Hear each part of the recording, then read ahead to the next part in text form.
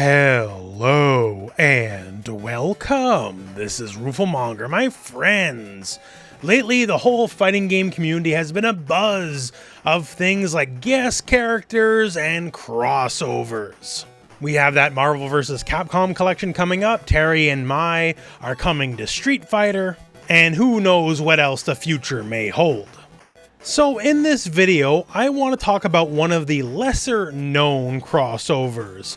So we have the Capcom vs. SNK franchise, for example.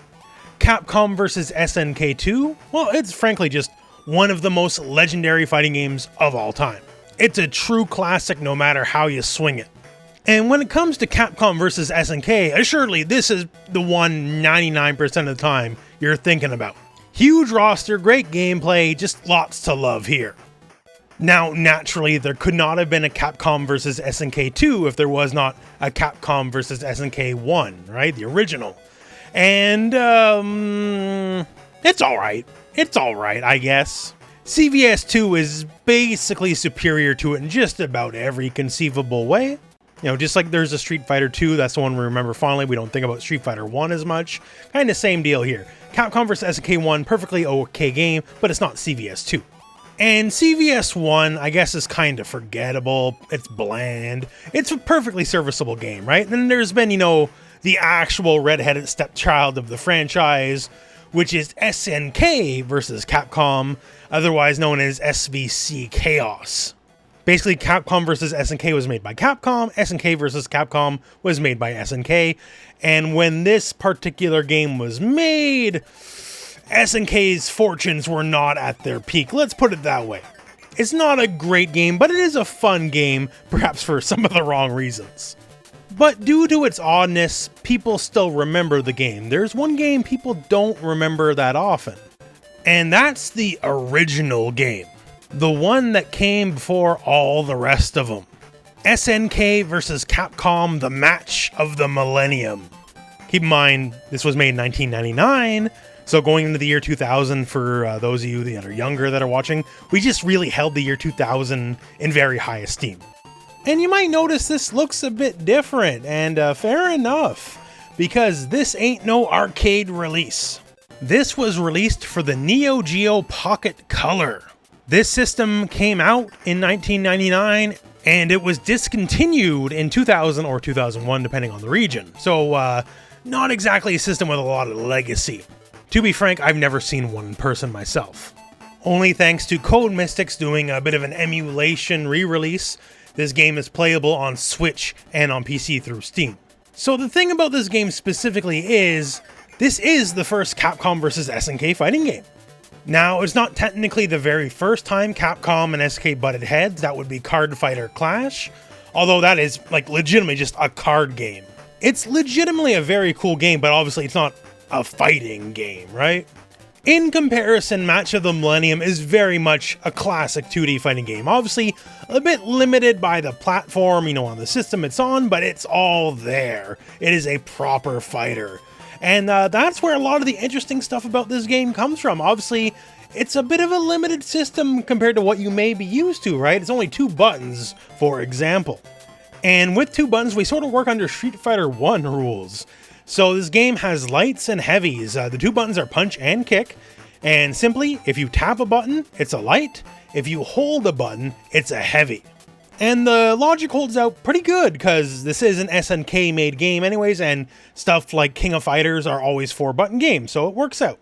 So now, I guess I just want to tell you a little bit about the game. It's actually the basis for the later Capcom vs. SNK games to follow, so it's kind of important. 1, hey, the roster. We got a large selection of Capcom characters and SNK characters, and also you can see those blank slots. There's actually quite a few hidden characters as well. Works under old school fighting game logic. Every time you beat the game, you have a chance to unlock parts of a hidden character. So keep clearing the game, eventually you'll unlock everyone. And it's a lot of the usual suspects: Bison, Geese, Evil Ryu, Orochi Iori. And that's where a lot of the fun is, right? They really went ham on trying to make this feel like a big deal. Like, here's Guile on a Samurai Showdown stage, right? They really want to ham up the crossover part of it. Doubly so, because depending on what characters you play, you'll always try to fight the opposite. So if you're playing, say, an SNK character like my here, then all of a sudden, Bison and Shadaloo is sort of peering down on you. Oh, someone very strong in the tournament, huh? We better keep a close eye on them. But on the flip, if your primary character is, say, a Capcom character, then all of a sudden, it's Geese and the Southtown crew looking down on you instead. And like, it's not a big deal, but that kind of stuff's really cool. It adds a lot of flavor. And that's how it's played throughout the entirety of arcade mode. You always have like a dedicated rival bout, and everyone fights someone from the other company. And sometimes they got some choice words, like Mai calls Chun-Li a bimbo. Not playing nice, put it lightly, right? So everyone has rival fights. A lot of characters also have very specific, unique intros against other characters. Like Mai and Chun-Li kind of have like a fashion off, if you will. Sort of wearing like a respective different outfits, looking cool, then shedding the outfits, the formal outfits, for the proper fight. And it's like this all the way through the end. Eventually you'll fight some evil robot clones of the other company, depending on which character you're picking. And you beat them up, and hey, when you know it, you gotta fight some big bads, and who are the big bads? Well, it turns out after you win this like kind of mini-boss dramatic battle, the big bads are Bison and Geese are working together, oh my god! And a lot of the silliness of this game kind of comes from there. They're like trying to forcefully take you over and make you like a super soldier. And Dan specifically is like, yeah, I'll do it, just pay me. But I guess this is the point where they're gonna cheap out. So you're gonna have the big dramatic battle against these two as like kind of your boss battle, right? And the thing about this, if you may have noticed here, you've seen single fights, you saw a team of 3, now you're gonna see a tag battle. Well, that's kind of one of the main gameplay mechanics, which we'll get into in a moment. So yeah, you fight the duo of Bison and Geese, you kick their heads in, because that's what you gotta do, because that's fighting game 101. Then you gotta beat up the ultimate soldier they've been testing, right? So if you're a Capcom character, then you're up against Riot of the Blood Iori, otherwise known as Orochi Iori. And if you happen to be playing as an SNK character instead, then you're up against Evil Ryu. And also, I love this version of Evil Ryu. It's actually one of my favorites. I know it's like, everyone's all cheapy, deformed, all that kind of stuff in the pixel art game here. But he's like very feral in his like neutral pose. Like, it looks like the evil part of him is actually affecting him versus just he's Ryu that glows. He's more like Ride of the Blood Iori in that way. And of course, everyone has their endings once you beat the big bad. That's just how it's gotta be, right? Mai's thinking about Andy and like, oh, Andy's a big baby and he needs me. And of course, Andy forgot about Mai, couldn't care less. Someone like Dan gets a little bit more existential. Dan, in the games that are inherently just a bit more silly than the other games, gets to really always shine.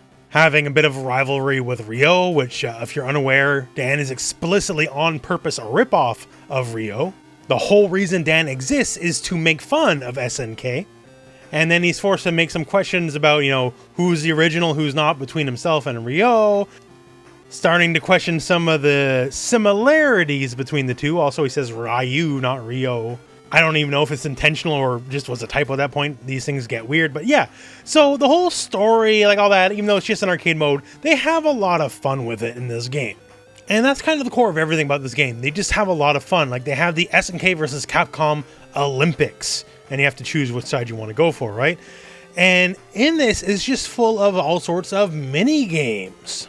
Like, you can play as the various Metal Slug characters, and you have to shoot down a bunch of Mars people. And it sort of plays like old school light gun game mechanics where you only have a set amount of bullets, you have to keep reloading to keep fighting. Or like test your reflexes, cutting down training dummies kind of stuff. Like here you're playing as Jubei. He's not even one of the actual playable characters in the game. They just said, screw it, Jubei's the character we want here, so he's there. There's a whole silly mode where first hit wins. Like legit, just there's no health bars really. If you just land a clean hit, you win. And then you have to do 10 fights in a row and try to get as many first hits as possible in a row. And there's time attack, survival mode, all the kind of stuff. And there is a point to this. Besides just, you know, fun minigames, right? Because fun minigames are fine in and of themselves. But basically, the better you do, you can unlock medals, like as it being in the Olympics, bronze, silver, gold, all that. And basically, the points you earn in the Olympics, you can cash them out on master skills. And these are all new moves for all the characters in the game. So if you like unlocking stuff, you unlock characters, and you can even unlock moves for the characters as well. So there's some content here is what I'm trying to tell you. Now next up I want to show you where some of the real Capcom versus SNK DNA comes from. You saw some one-on-one fights as I was showing some of the gameplay here, but there's multiple ways to play the game, both on the team front and how your team plays. So you can indeed just do the usual one-on-one thing, as is, traditional for a fighter, but you can also make it a proper tag game. Like straight up 2v2, gotta knock out both characters to win. You can tag in and out whenever you want. Or you can make it more classic, say, King of Fighters style, right? So you can have just straight up a team of 3, and then you just kind of go from there. So classic one-on-one, 2v2 tag, or the classic King of Fighters 3-on-3. So there's a lot of ways to play this game, which would certainly help inform the later, more quote-unquote proper Capcom versus SNK games, not the least of which, this is the game that basically made Grooves. Not quite so cleverly named like CAP and SNK Grooves in CVS2, but we have Average, Counter, and Rush, and these all wildly change how the actual game is played. Average, well, I guess you can call it the basic groove. It gives you access to a level 1 and level 2 super, the level 2 super being more damaging and usually has its own unique animation, and gives you access to things like a forward dash, so this would be most directly comparable to C Groove in CVS2. The counter style, I guess, would be most analogous to the S Groove in CVS2, where it lets you do stuff like the classic King of Fighters style spot dodge, and it also lets you manually charge your meter.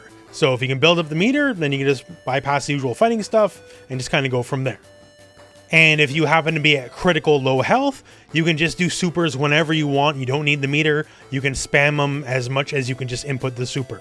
So Average is more like Capcom, Counter more like SNK, and Rush style would be like N Groove if it was like CVS2, although this is more like, say, like KOF98.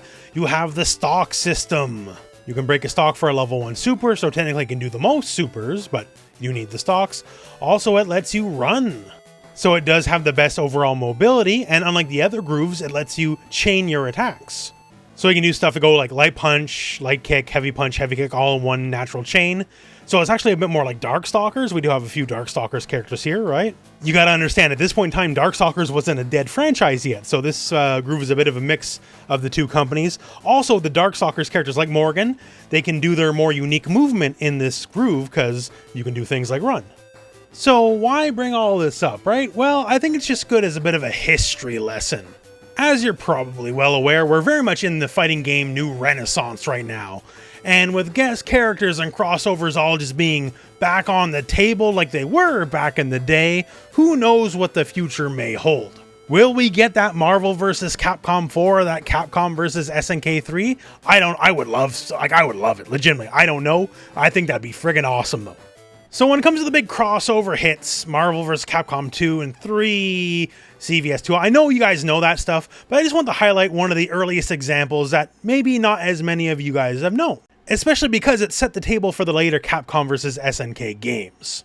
That said though, that is the video, so thank you very much for watching, hope this video has found you well, and go out and play some Capcom or some SNK games.